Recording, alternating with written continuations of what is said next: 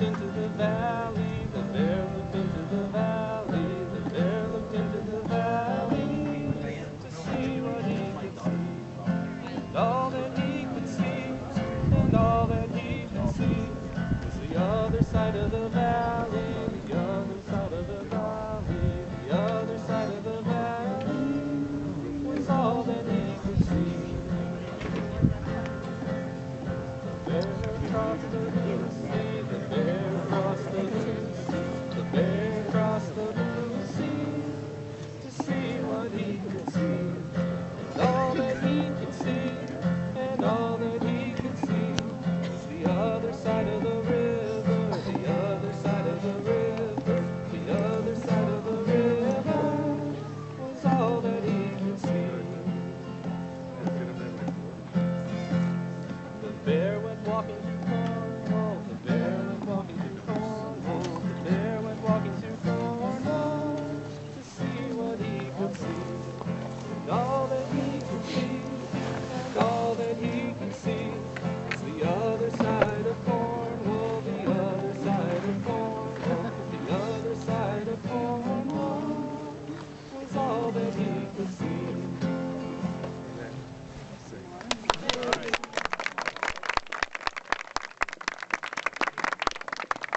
Well, welcome to a community picnic to celebrate the Cornwall Conservation Trust and saving farmland and forest in Cornwall.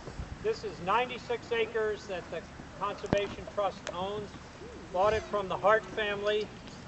You're seeing this field. This must be farmed from now until eternity. And the forest over there will also be preserved. So that's our mission, forests and farmland. And I'm Bart Jones. I'm president of the Conservation Trust. It was formed in 1987. And before our main event, I would like to thank a few people, particularly Dan Evans and the BarBQ crew over there.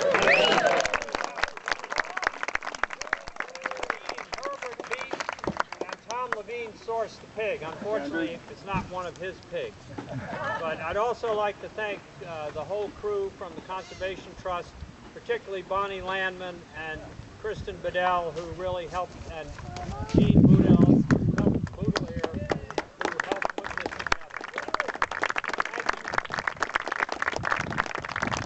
So don't forget to get your picture of the bear and your drawing of the bear in, because you can win one of these cool t-shirts, or you can buy one right over there. Anyway, all right, and now the main event. This is Brian Bradley and the Sky Hunters. He is, don't move any closer than here, because you don't want to be picked up by one of the falcons and carried over there. He's going to show us some amazing birds. So Brian, over to you.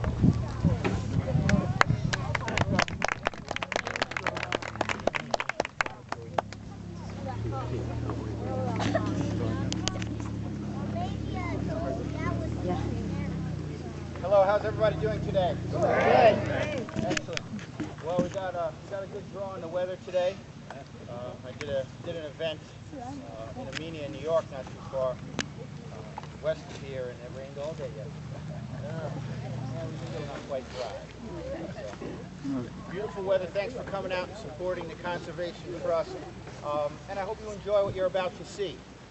Before I begin, I just want to ask a couple of things of you during the program. Number one, remember that the birds you're about to see are wild animals. Now, all I mean by that is that they have powerful instincts as trained wild animals, and they can be...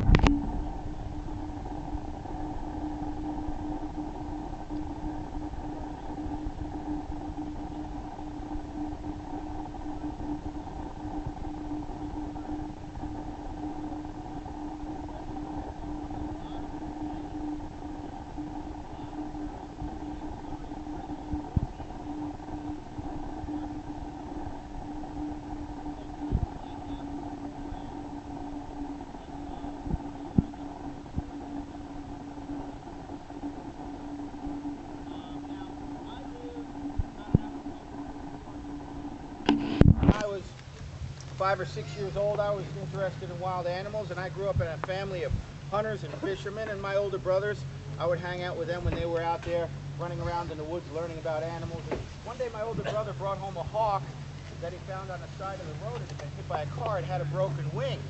So we took the bird to the local university in New Paltz, New York. And at that university was a teacher, a professor of biology and ornithology. Ornithology is the study of birds. And he also happened to be a falconer. So that was my introduction to falconry. And I read and studied all I could about the birds until I was 14 years old, at which time I was able to take a test given by the state so I could go through the training because I wanted to become a falconer myself. So falconry itself is actually hunting with a bird of prey. It's been done throughout history, and we'll talk a little bit more about that and talk about how I train the birds and all the equipment that I use. But more importantly, I want you to appreciate how important the birds are to the environment around us. You know, saving wild lands and beautiful habitat like this, you're not just saving the land, you're saving everything that lives on that land, birds of prey included, so it's very important. What they do out there in the wild all around us is also very important. Birds of prey are all hunters and predators. That means that they survive out there in the wild by catching, killing, and eating other animals. Now that is a very important job. Predators keep the environment healthy and working properly by doing two main things. One, they catch and eat the weak and the sick. If there's an animal out there with an illness or a disease in any part of the environment, it can spread that illness throughout the population, the group of animals in which it lives. The job of the predator is to catch and eat the weak and the sick. And they have a strong immune system which protects them from that illness, so when they eat that animal, they don't become sick. And when they remove it from that group, they've stopped it from spreading illness. That allows the strong and healthy to survive. So although they are preying on individuals within a group, they are keeping that group healthier as a whole by doing so. And they also control the numbers of all the animals, keeping those groups or populations in proper balance to one another. We've all heard that famous old saying, the balance of nature. The balance of nature is controlled by predators. That's why there are so many different varieties of them out there in all parts of the environment. In the ocean, there are sharks and killer whales and all kinds of fish that eat other fish. They're controlling the fish. On land, there are lions and tigers and wolves and bears doing the same job on land. And the birds of prey are really no different. They're simply the hunters of the sky. There are hundreds and hundreds of different species or types found all around the world. They come in a great variety of shape and size and color, from very small to large and powerful. You're going to see quite a variety today. You're going to see some birds that live right here in this area. You might have seen them out there in the wild on any given day or night. Others come from rather exotic places around the world, so it's kind of a rare chance to see some of those up close. Now, before I take out each bird, I want to talk about some of the tools and skills that they have in common for survival. No matter how different they look or where they live or what they eat, they do have these following things in common. They've all got powerful feet with sharp claws called talons. They catch their prey with their feet. That is also, of course, why I always handle the birds carefully and respectfully using this leather glove. It protects my hand from the sharp claws.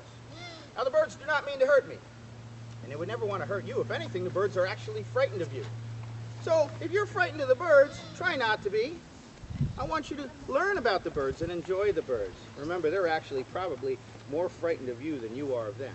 But when that bird sits on my hand, especially as I walk around, he's naturally squeezing tightly.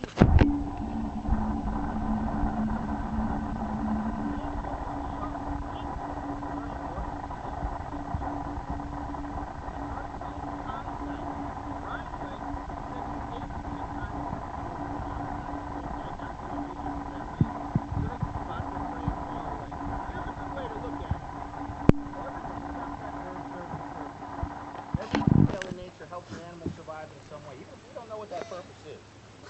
Okay, so we're going to start out with our first bird, and we are going to start out with one of the nocturnal birds of prey.